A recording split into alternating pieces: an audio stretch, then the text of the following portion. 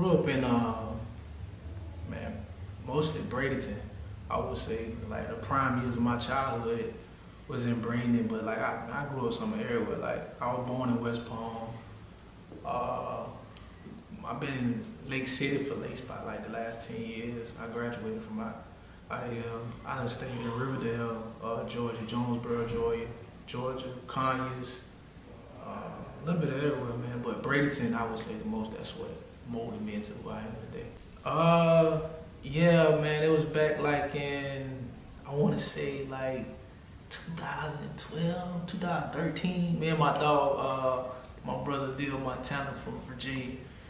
We came down here. It's an independent record label from our Lake City called G1 Music. They was holding this showcase, and me and my dog came down. We was in the Army, and we came down and did a performance at the Hangar 7. Man, it's crazy because like growing up, hip hop was banned in my house. Like my mama refused to let me listen to any derogatory music. So like I used to listen to whatever she listened to. It was like Marvin Cease, Johnny Taylor, Otis Redding, Bobby Womack, Bobby Blue Bland, like music like that, like oldie but goodie music. So like when I got like probably, I don't know, man, I started hanging around my brother a little bit more. Like that was my real introduction to music, hip hop. Like he started rapping when we stayed in Bradenton with this local group called MPs. And they later branched off into 4-1 Boys, which consisted of Rod D. May, Peace Be Upon His Soul, D. Mays, L2, B.O., Free B.O. And like I was listening to them, really, like that's all I used to listen to, man, cause like I ain't really know nothing about music like that. So like I listened to them cause everything that they rapped about, I knew it was for real, cause I was out there seeing them doing the stuff that they was rapping about.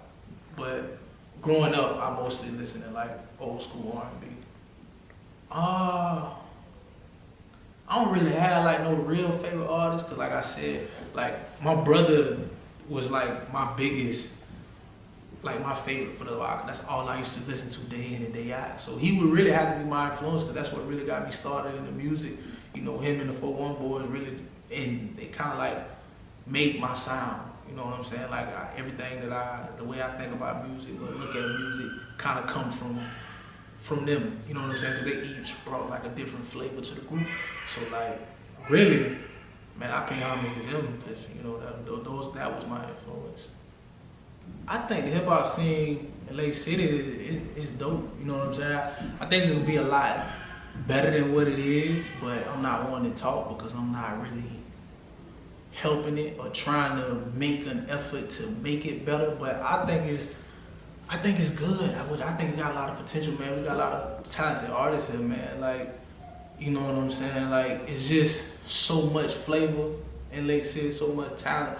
But I think like it's too many egos and the way some of us was brought up, it just won't allow us to be great right now. You know what I'm saying? I think we could be like another version of Atlanta. If you tell you the truth, like I just wish that everybody could come together and get this money, man, because there's so much money out there to be made, and like Lake City could be the wave. I would have to say, man, it's kind of aggressive, but I would call it gumbo. Put it like that. Like I would say, I'm kind of like gumbo, very diverse, man. You know what I'm saying?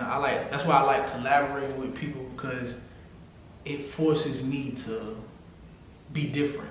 It forces me to kind of like tailor my style to their style. So like if I got a buddy who like doing rock, I jump on the rock track, R&B track, jump on that. Whatever it is, music is street music, club music, whatever. Like I feel like I'm diverse enough to step into any lane. Oh man, I don't collaborate with quite a few people, man. Keith Wallace. From out of Miami, Choo Choo from out of Pompano, T-Rail that just signed to Nelly. Man, I done collaborated with some people from out of Lake City like K Fox, Shell Chanel, Mocha, T. Lou. Man, I don't know, I don't want to forget nobody, but man, I love collaborating. Like, I don't know, that shit just do something to my soul, man. I would have to say Traumatized. Like, I think that's like the best song I ever created because I put like all my emotions into that. Like, that came from a real place. Not trying to say like my music don't really come from a real place, but like most of my music consists of my thoughts and a little bit of my feelings, but like that was like all of me. You know, I talked about losing my mom and not having a father, me dealing with problems in my everyday life, you know what I'm saying? Being a black man, being married and still being attracted to other women. Like, I talked about all that in that one song, and like that's just, I don't feel like I could top that song. I mean, I probably can, but to this day, I feel like that's one of my best. Man, when I first started, I was like, didn't know what the hell I was doing. Like, I would just write a long ass verse and it was no structure to anything. Like, I didn't know how to write a hook. I didn't know what bars was. I didn't know how many bars you're supposed to put in a verse. I didn't know none of that shit. Like, I was just writing. You know what I'm saying? I still do that to this day just for lyrical exercise, but like back then, I didn't know what the hell I was doing. Like, I used to record, I used to have like 2 boom boxes. I have one that's playing the beat and then one for the record. And like, I'd be recording, it would be like my little studio. I didn't know what I was doing, but I just seen one of my homeboys doing it and I did it. And like, I was doing, like, I probably got like 15 tapes, man, that I got that I was recording on, like, but still, I didn't know what the hell I was doing. So like now, I know how to structure a song, I know how to put a song together, I know how to put a verse together, I know how to put a hook together. So like, it's, like one day I'm gonna release all that shit, but like, it's just, I know what I'm doing now. Back then, I just was cluelessly writing, didn't really have no real format to what I was doing. I would say life, like everyday life, like a conversation with somebody. Like, prime example is like when I met my homeboy T. I think like my brother, I ain't gonna say my homeboy, but like when I met him, man, like I went to go buy his mixtape. You know, I'm trying to support the movement. And we ended up having like probably like a 6-hour conversation, man. And like that inspired me to go write. Like, this interview could probably inspire me to write something else. So like, I get inspired off of life, like things I go through, things I see on a day-to-day basis, just life, period. I wanted to do the Guards, Madison Square Guards. I don't know, when I was young, I just heard it was big and I was like, man, I want to perform there. So I really don't know, I really ain't even thought about it, but like, as a jit, like that was like my dream venue. Like, I gotta perform there. So maybe one day I get to perform there. Man, I'll be slanging, you know, robbing niggas, all that shit, man. What you mean? Nah, I'm bullshit. I be doing what I'm doing now, man. I'm still a regular dude, man. You know what I'm saying? I get up and go to work every morning. You know, I'm a father. You know what I'm saying? So that's basically what I be doing, man. 9 to 5, trying to get this money the right way. You know what I'm saying? Ain't nothing else I have to do but be humble and get this money the right way. You feel me? It was damn, what's the name of that song? Make America Trap Again by Gates. I don't know, that shit was touching my soul. But now it's the Meek Mill Was Free with Ross and Jay. Like, that shit just stuck in my head, man. It's a play off of Big What's Beef. But I just like how Ross come on that bitch, you know what I'm saying? Since the lat, I was cunning. I keep stacking my money. I need a ladder by summer. AK shots, niggas ducking straight shots. Been a top dog, that's before the K dots. I don't know, that's stuck in my head, man. I listen to that shit every morning before I go to work. Like, so that's stuck in my head right now. So, I grew up in that era where niggas was burning CDs and getting music off of LimeWire and FrostWire and all that shit. So I actually never bought a physical copy of an album, right? Like I said, I grew up listening to my brother and couldn't listen to hip hop. But then when I started getting into it, like I used to burn CDs, get a CD from one of my homeboys from school, like, hey man, let me get a copy of that. I still do that shit to this day. But like, so when I started buying iPhones and shit, the first album I bought off of iTunes was Reasonable Doubt.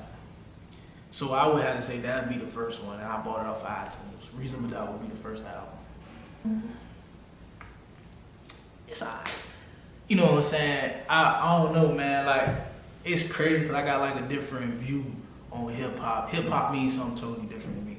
So this new stuff, I don't know. I kind of feel like me. I was watching this Breakfast Club interview and he was like, he feel like hip hop should have like different genres. Like you got mumble rap and lyrical shit. I feel like that. I felt that nigga when he said that shit.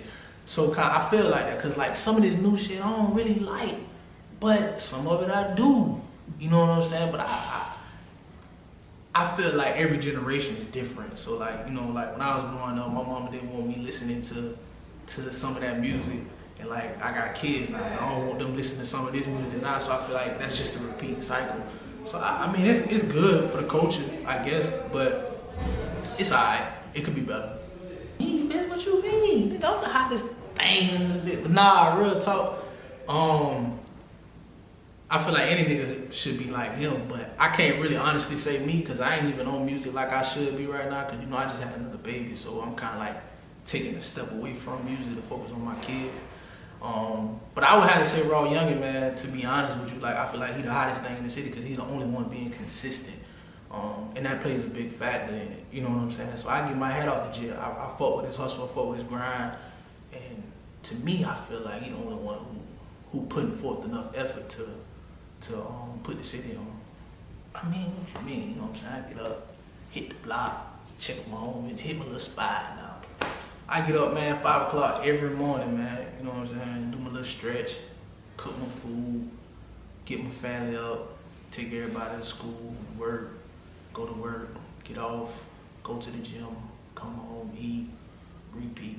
You know what I'm saying? Do a little music when I can, mingle with the family, here and there. Lately, like I said, man, just been working home right now, you know, bonding with my new baby. So typical days, like I said, work. Finding different ways to be different. Like, if I see everybody over here mumble rapping, I'm going to the lyrical side. You know what I'm saying? Everybody going left, I'm going right. I don't like to follow the crowd. You know what I'm saying? So I do what they ain't doing. You know what I'm saying? If they going to bed early, I'm staying up late night. You know what I'm saying? I'm putting in. That's what I would do if I were, you know, still doing the music consistently like I should be. But you know, just be different. You know what I'm saying? In any shape, form, fashion. I don't know, man. Like anybody and everybody. You know what I'm saying? I love collaborating, so I don't know. I don't know. I don't really got nobody really in mind. Like the one person I really wanted to do a song with was my brother because he inspired me, and I've done that several times. So I really don't know right now. I mean, but in the future, I like to be organic. I ain't gonna force nothing. So whoever come across and we link up and do a song together, it's gonna be dope. It's cool now. You know, I take it in stride now. Like probably 3 years ago, I'd have got mad as hell because I'm like, what you mean? I'm like you know how much hard work I put into this? Like, that's just with any artist or anybody that you put your blood, sweat, and tears into, and somebody don't appreciate your craft, you gonna get mad. But then I had this realization, like more and more I was studying hip hop, like I started thinking about Jay-Z. Cause like Jay is like the person who I kind of like put at the top of the game, right? So in my head, I put it like this: Jay is the top of the game. He got 1 million people that like him and 1 million people that don't like him. So what the fuck make me think everybody gonna like my music? So now when people be like, oh, I don't like that, I just be like, I appreciate your feedback. You know what I'm saying? Cause I understand that my music is not for everybody, and everybody not gonna ain't gonna feel what I'm trying to say, and they're not gonna get the message that I'm trying to put across. So it's cool now, you know, I take it in stride. Erica Badu. You know, I'm trying to be the baby daddy number 4. You feel me? I don't know, man. Ever since I was a jit, man, I had a crush on that lady. I don't even know why. You know what I'm saying? I think it's just her natural vibe that she got, you know, because I'm real into natural women, and you know what I'm saying? She just seemed like, I don't know, something I want to get into. It depends on what you call rapping. So when I was like probably like 3 or 4, my brother had me standing on the bed screaming into the microphone. I started like writing little raps at like age 8 when like I said, I was just writing long ass verses. But taking it serious, I would have to say since, man, 2012, because that's when I met my brother Dill Montana when I was in the Army, and he kind of like showed me a different vibe, you know what I'm saying? Because I was on that down south vibe, you know what I'm saying? He kind of put me on that East Coast swag, and that kind of changed me. Because, you know, I really wasn't listening to none of them boys like that, but he kind of put me on that East Coast vibe, and it kind of like changed me. So ain't none, you feel me? And that's why I said ain't no backup plan. Because I feel like once you put your all in giving up your last into something that you really feel passionate about, man, it ain't no backup plan. Because when you put your all into that, man, the universe gonna help you reach your goals and anything your heart desires, and you just gonna, you ain't got no choice but to be successful in that. So it ain't no backup plan, man. Like when I was in 9th grade and I was going to Money Mills High School in Jonesboro, we had to meet with a guidance counselor, and he was like, he was like, what do you want to do? I wanted to be a lawyer, right? I wanted to be a lawyer, but I also had on that paper /rapper. And he was like, you want to be a rapper? He's like, you know, it's hard to be a musician. You know, it's hard to make it into the music industry. I was young, I ain't want to hear that shit. I was like, yeah, I know, and which I didn't, but basically I took that as him telling me, you know what I'm saying, you need a backup plan and you can't do this. And so, but as I got older, I learned, like, man, you know what I'm saying, whatever you put your heart into, man, you're going to be successful in, man. So ain't no backup plan. I would have to say mentor-wise would be my brother Dill Montana, because he put me musically in another space. Like I said, my brother inspired me, but Dill kind of molded me, man. He kind of like showed me, hey, you know, like when I was rapping on the beat would switch up, but I wouldn't. He taught me little tricks and trade, like, hey, bro, you hit a transition in that beat, switch up, you know what I'm saying, change it. Do this, rap on different beats, do this, you know, always challenge yourself. So he kind of like molded me, and that's what gave me that diverse sound. So I would say, you know, my brother Dill kind of got that. I was working on an EP, still probably maybe, I don't know. But right now, I don't know when this video will come out, but got a single with K Fox, Rolling with Gang. I got a single with Greasy from out of Manatee County called Told Me. In an upcoming movie, independent film, called Blood of My Brother. But really for myself, man, I ain't really too much working on that. I got a couple little things in the bag I don't want to talk about, but I'm working. I got material for days, man. You know what I'm saying? It's just a matter of if I want to put it out or not. I just really ain't focused on music like I should be. You know what I'm saying? Like, I hate that. But then again, you know, family is more important to me. But yeah, like I said, man. So y'all be on the lookout for them Told Me by Greasy featuring me, K Fox Rolling with Gang featuring me, and the movie 2019 look real good for them. So, you know, be real with yourself, man. You know, don't overthink shit. Like, be real with yourself, man. That's really what I live by. Be real with yourself. You can't be real with nobody else until you be real with yourself. You'll find me on IG at iamnalijbone, Twitter, iamnalijbone. You can find me on Snapchat, Knowledgebone Snap, YouTube, Knowledgebone TV, Facebook, Knowledgebone. You know, just go to Google, man, type in Knowledgebone, man, I'm there, man. You know what I'm saying? I can't believe it, I feel like I'm dreaming. 7:15, she wanna fall through.